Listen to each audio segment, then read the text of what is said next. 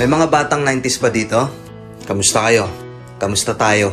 Alam nyo, sa totoo lang tayo may pinakamasayang kabataan. Tayo yung mga kabataan noon na napakababaw ng kaligayahan. Tayo yung mga batang batak sa arawan kahit napagalitan ng magulang, okay lang basta makipaglaro sa mga kaibigan.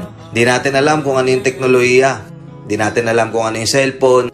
Di natin kilala si Coco Melon. Kontento na tayo sa mga laruan natin at sa kung ano yung meron.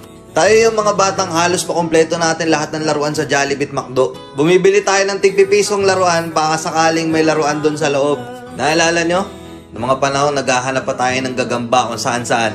Naghahanap tayo ng mga sanga ng puno para makipaglaro ng baril-barilan.